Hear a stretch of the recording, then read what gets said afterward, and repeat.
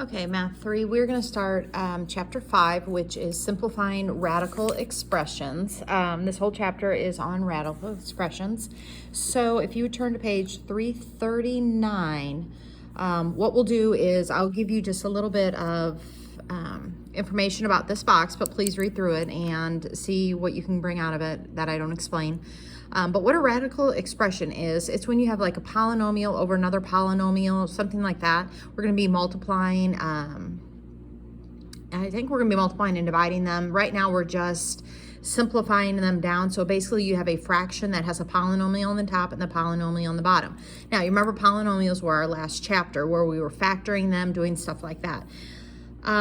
This section, I believe, might be the only section, but what we're going to do when it asks you what excluded values there are, it's what would make the denominator a 0, all right? You can never have a 0 in the denominator of the fraction, so you're going to factor this bottom polynomial, and then you tell me what would make it equal a 0, and those values must be excluded from the domain, from your x's, all right? Because that would cause a 0 in the bottom of a fraction, and we cannot have that. Okay, so this part I know we did this in at least Math 1 when you guys were in 8th grade. So what you're going to be doing is just simplifying these down. Well, 21 divided by 7 is 3. And then if you take a look at your a's, you never want to have a common variable left in the same equation. So we have basically a times a in the top, and we have a times a in the bottom. 2 in the top cancel 2 in the bottom, and you are left with 1a in the bottom. All right, now when it says state any excluded values, you always go back to the original. What would make this bottom a 0? Well, the bottom would be a 0 when a is 0, so a cannot equal 0 because it would cause the denominator to be a 0. So a can be anything. It can be a 1, 2, 3, 4, 5, -5, -6, -7, anything except for the number 0. All right, on here, it looks like what I'm going to do is leave the top as is. This bottom right here, I'm going to pull out a 4, and I get d plus 2. Now that I've factored out the 4 and the 18 can simplify down by 2, so I'm just dividing both of them by 2. You cannot cancel these d's because, I don't know if you remember this, but like the d plus 2 is in parentheses. They come as a pair. You can only cancel a d plus 2 with another d plus 2. So you cannot cancel these d's. If the d was on the outside of the parenthesis by itself, then yes, I could do that just like we did with the a's over here, but it's not. So you're left with 9d squared over 2 times d plus 2. Now the excluded value comes back up to here. I want to know what would make this equal a 0. I cannot have this equaling 0. So you're going to subtract your 8 and divide by 4.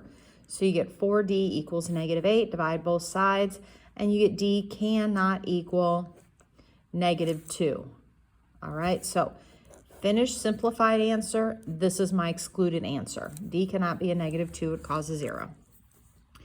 All right, so here, nothing to do on the top.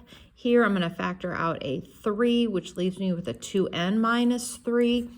Remember what I said about these groupings? When you have something like this, a 2n minus 3 can only cancel with another 2n minus 3, so those cancel. You're left with a 1 on top as a placeholder, and then this 3 in the bottom. There's your simplified answer. Then down here, for my excluded values, I want to know what is going to make that bottom equal a 0, because I cannot have having it equal a 0. So add your 9, divide by 6. So you're going to add your 9, divide by 6. You get 9 over 6, which is really 3 over 2. So it simplifies down to that, and n cannot equal 3 over 2. All right, here, let me see if 13 goes into 91. What you're doing is trying to factor that. So let me take 91 divided by 13. Yep, we get 7. So here in the top, I'm going to pull a C out. They both contain a C, and I'm also going to pull out a 13. Oh, that was bad. 13C. All right, so I'm left here with a 2c squared plus 7. Down in the bottom, they don't have anything in common. All right, but you notice I have a 2c squared plus 7 and another 2c squared plus 7. So all I'm left with is that 13C on the top. So there's my simplified answer. And then the only way here to get a negative is, okay, so if I set this equal to 0 like we did before, we're going to subtract our 7 and divide by 2, which gives me a negative, which means I have to have an imaginary number. Those are not excluded from the values. Imaginaries can't be. You're not going to say like C can't equal imaginary number because we're not worried about that. So this will never be a negative 7 in order to counteract the positive 7, so there are no excluded values. So there's your simplified version. Okay, all right, let's go over here and work when get a little more trinomials going on over here. I'm on page 341. Again, all we're doing is factoring, factoring, factoring. Okay, so on the top, it looks like we can pull out a 2 and we're left with x minus 4. On the bottom here, what multiplies to give me a negative 8, adds to give me 2. I'm guessing it's a negative 4 and a positive 2. All right, so at this point, I'm going to look at my excluded values before I start simplifying down, and I'm going to say x cannot equal, what would make this bottom equal 0? Well, a positive 4 and a negative 2, so x cannot equal 4 and negative 2. All right, now as far as the simplifying goes, now you have it factored. This x minus 4 cancels with that x minus 4. Again, you cannot cancel these 2's. Because the x plus 2 comes as a pair. It can only be canceled with another x plus 2. It's got parentheses around it, so this isn't really a 2 at all. It's whatever the value of x is going to make it, so you cannot cancel those. So your simplified version of this polynomial is this, and your excluded values are right here. All right, so come over here. We're going to factor. What multiplies to give me 2 adds to give me a negative 3. I believe that is a negative 2 and a negative 1. All right, on the bottom here, we're going to pull out a 3 from both of these, and I get a minus 1. So my excluded value is a cannot equal a 1, because that's what would make the bottom a 0. Then I start doing my factoring, so canceling, so that cancels with that, and we are left with a minus 2 over 3. So excluded values, simplified version. All right, it's kind of pretty similar all through here. I don't think there's anything fancy. Okay, let's come over here, and occasionally what's going to happen, like if I'm over on page 342, you're going to have, you can read through this box, it explains it a little bit more, but you're going to look at something that are complete opposites. You have a positive 2x, a negative 2x, a negative 5, positive 5. So what you can do, you can't cancel them as is, but what you can do is pull a negative 1 out of one of them. It does not matter which one, so I'm going to pull a negative 1 out, and that's going to cause the 2 to become a negative, and it's going to cause that 5 to become a positive. If I redistribute the negative across, I'm going to get what's here. And then this bottom really is a negative 2x plus 5 itself. I'm just rewriting it in a different order. Now, those can cancel, and I'm left with negative 1 as my simplified answer to that. And then my factor right here would be, I want to say 5 minus 2x cannot equal 0. Subtract my 5. Divide by a negative 2, so x cannot equal a positive 5 over 2, and then there's my simplified version. All right, so here I have the difference of perfect squares on top. Okay, so the top is going to become y minus 4, y plus 4. The bottom, 4 minus y. All right, so my excluded value, I'm going to start with that. So y cannot equal 4. There's my excluded value, because if I had a 4 here, I'd have a 0. Can't have that. Now, I'd really, really, really like to cancel these two because I have a positive y, negative 4, positive 4. They're exact opposites. So what I'm going to do is just pull a negative to the outside of this one. By doing so, that cancels these because it will flip one of them. It doesn't really matter where the negative is pulled out of. And you're left with then a negative y plus 4, and then here's your excluded value. If you want to distribute the negative across, you can go ahead and do that. All right, so on this one, I'm going to pull out a 3, and I'm left with 1 minus 3d. This one, I have to get my target number. My target number is -6. What two numbers multiply to give me -6, add to give me that? I'm gonna get 3 and -2. So I have to put those over the 6D. So 6D over 3, 6D over -2. Simplify these down. All right, so I have 2D plus 1, 3D minus 1. All right, well, again, these are complete opposites. So I'm just going to pull a negative to the outside. I just put it on the top because that's usually where it goes. And I'm going to cancel that.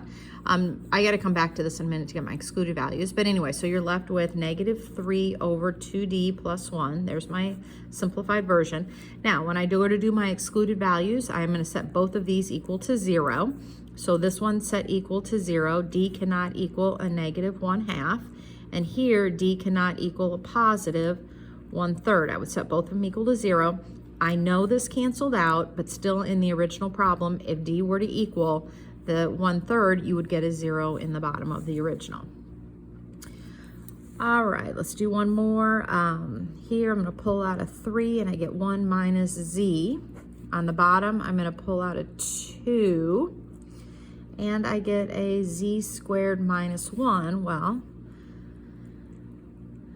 that Z squared minus 1 can become Z plus 1, Z minus 1. It's the difference of perfect squares, so you keep going.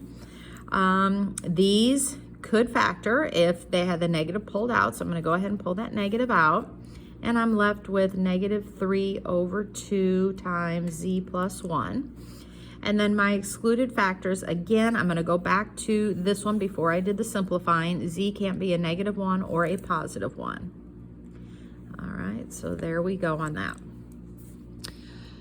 Okay, all you're going to have over here on page 343, you're going to be doing a lot of just dividing through here with this.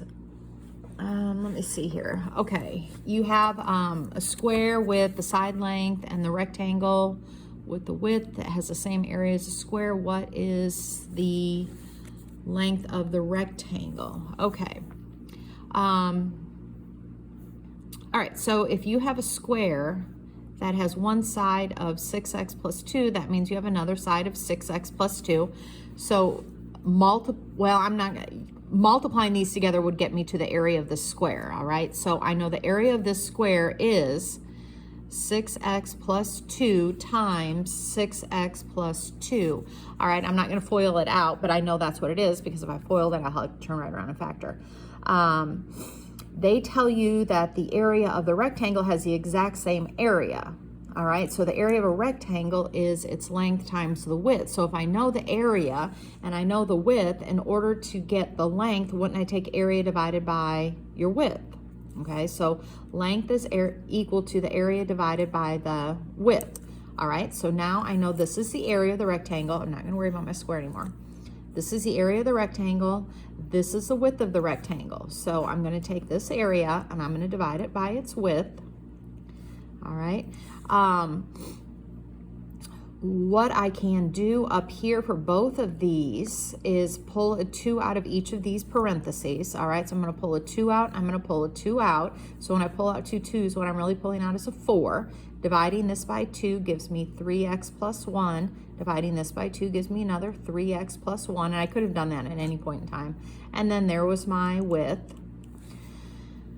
All right, so now that I'm here, I have a 3x plus 1 and another 3x plus 1. I only have one 3x plus 1 down here, so I can't cancel with 2 of them. I can only cancel out one of them. So the length of the rectangle, I'm going to take this 4 and distribute it back across.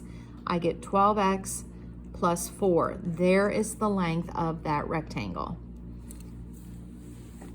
All right, so here, kind of the same thing. The length of a rectangular prism is 5 more than twice its width. All right, so we're doing a rectangular prism, okay? So volume is length times width times height. They give us our volume, okay, and again, all right, the length, let's do here. The length of the prism is 5 more than twice the width, which means the width is W. All right, what I don't know anything about is its height, okay? So the question is, what is its height? Well, if I wanted the height of this prism, Well, the volume divided by the length times the width is what's going to give me the height. So that's kind of my theory behind that's what I'm going to do here.